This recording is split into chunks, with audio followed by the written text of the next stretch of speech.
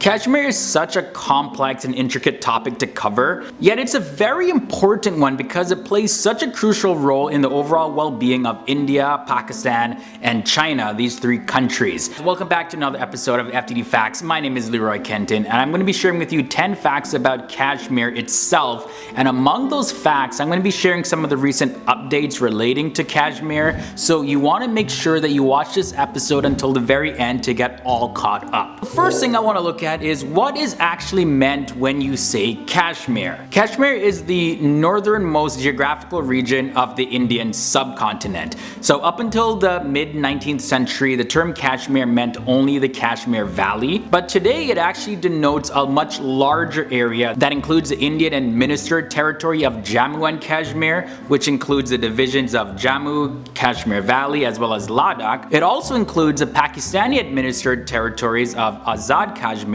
and Gilgit-Baltistan. It also refers to the Chinese administered territory of Aksai Chin and the Trans-Karakoram Tract. India controls about 101,338 square kilometers, Pakistan controls 85.8, and China controls about 37,555 square kilometers. Of course, because it's a self-administered region. The name of the state animal of Jammu and Kashmir is the Kashmir stag, and the state bird is the black-necked crane, and the state flower is the lotus. Also, the state tree is the chinar tree. And when it comes to Pakistan-occupied Kashmir, the president is the constitutional head of the state, while the prime minister, supported by a council of ministers, is the chief executive. The Himalayan monal is the state bird. So with that sort of introduction, let's get into the real meat and potatoes here. Article 370 acknowledged the special status of the state of Jammu and Kashmir, the Indian-controlled portion of Kashmir. However, the government of India, they revoked the special status that was granted to Jammu and Kashmir.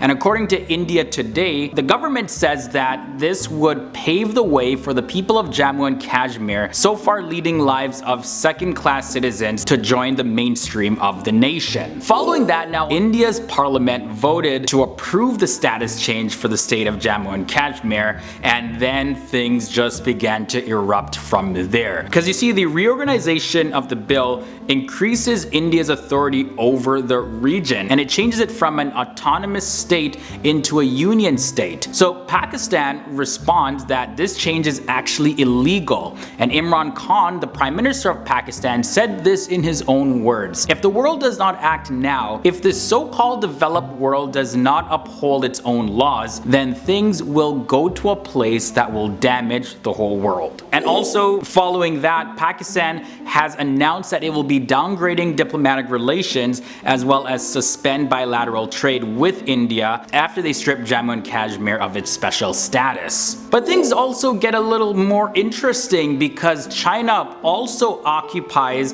a portion of Kashmir. China has also objected this reorganization by India, and China accused India of undermining its territorial sovereignty. A spokesperson for the Chinese government, they called this unacceptable and said that it would help Pakistan in defending its legitimate rights and interests in the Kashmir region. If you've seen any of my videos, you'll know that I've talked about China and Pakistan's relationship over the years, especially when it comes to military. According to the latest reports, the US President Donald Trump says that he is ready, willing, and able to mediate an agreement with India and Pakistan. President Trump said this in his own words: "Want to see everyone treated well in Kashmir. If they both say we have a point to iron out, I will be ready to do it. I think I'd be an extremely good arbitrator." Now the big question is asked, why the big fuss about Kashmir anyways? Mughal Emperor Jahangir said the following words when he visited Kashmir in the 17th century: "If there is a heaven on earth, it's here, it's here, it's here."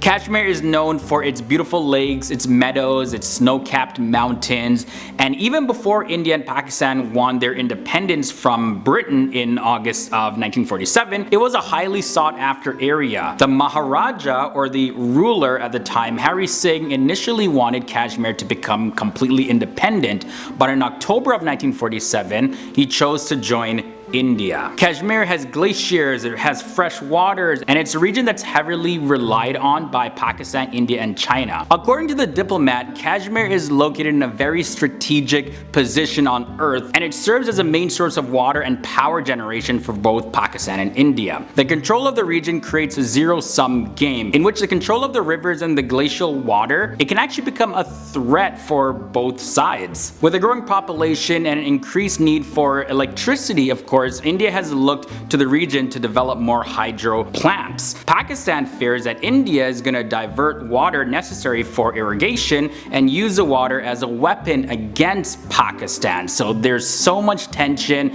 so much drama going on about this region. But let me know what your thoughts are. Sound off down below in the comments section. We really don't know what the future for Kashmir will bring. Will these three countries finally come to an agreement that will work for each of them? Or will the fighting over what's called heaven on earth continue for the years to come? It's still too early to tell. If you want to see another video like this, you can click on it right here. I'll also have a link to it below in the video description section. And if you haven't done so already, hit that subscribe button so you don't miss any of our daily episodes on FTD Facts. Okay guys, that's it. I'll see you all real soon.